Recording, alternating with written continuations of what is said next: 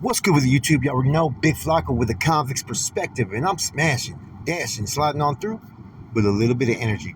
Please hit the like, subscribe, comment, do all those things to help support this channel, and hit the bell notification for future fire content. Okay, so as we know, man, the NF has for like the last few years really had a strong, different impression on the end of all hostilities that goes on in the state, as well as the Fed's position to not coexist with Sudanos and MA&AB in the feds.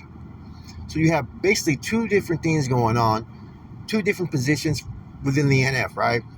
Which we're going to see how that all irons out later on down the road as one of these groups, grabs the power.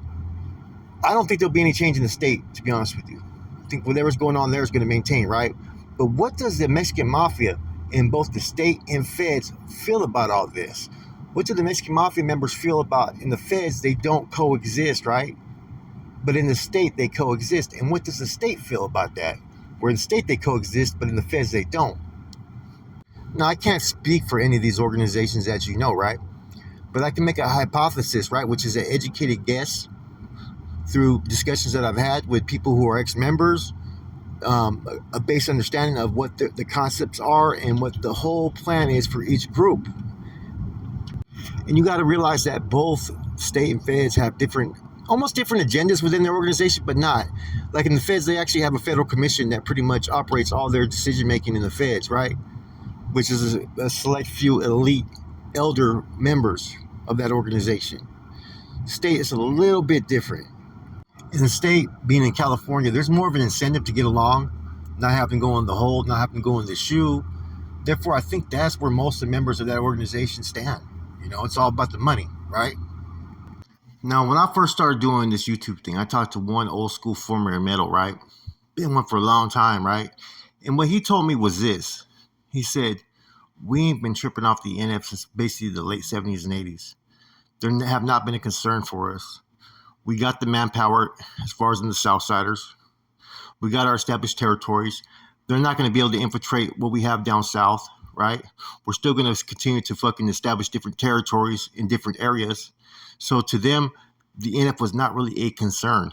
They're not on the yards together. They're not doing any of that stuff. So it was kind of an irrelevant kind of question.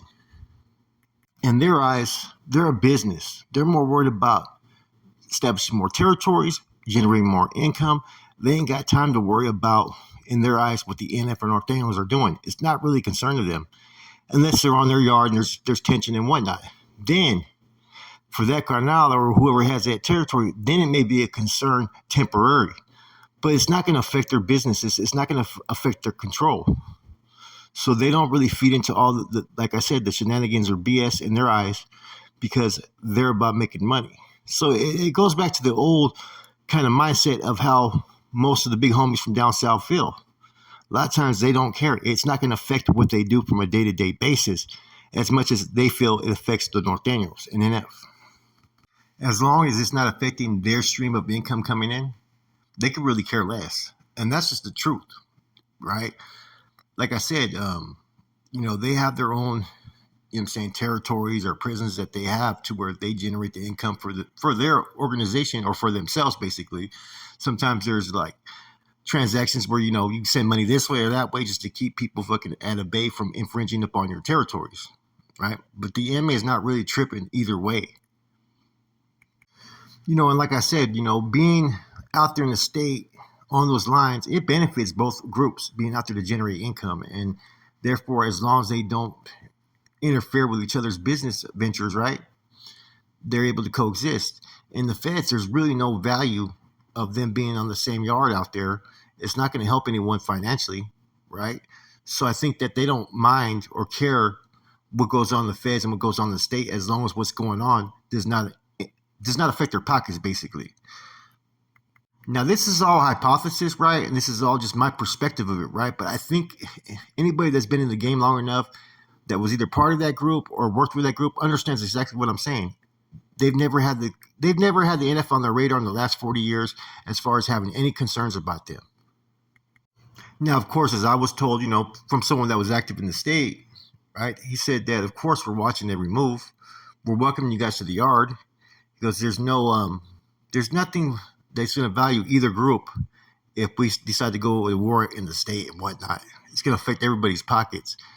But it doesn't mean that they're not watching things. So, I mean, like I said, all this is perspective, but I think it is also common sense. That's why I don't anticipate anything happening in the state based upon the feds having control. The feds and state are just pretty much two different prison systems, right? That operate different. What's happening to the feds is happening to the feds. They're separated. Now, to create any type of conflict or issue in the state, it's going to affect everybody's fucking pocket. No one wants that to happen. No one wants to go back to the shoes. No one wants to go back to not making money. And I think that's the only reasons why in the state, I think it will maintain how the relationships are. Now, does that mean that there's going to be stronger and stronger relationships? I don't know. Like I said, a lot of stuff has happened since the end of all hostilities when they've been out there in the yards to where it's shocking some of the stuff that you see. You see homeboys basically, programming and showing respect. They fucking have jumped for each other. They spread, they work out, they do all kinds of different shit in the state. The feds, they can't even be around each other without it cracking. So I'm sure the way everything's been laid out differently, both in the feds and the state, I think the big homies from down south, the gentlemen from down south, as Roll calls them, I think they're content with how it is because it's really not disrupting their program. It's not disrupting their money. And business is going to continue to flourish.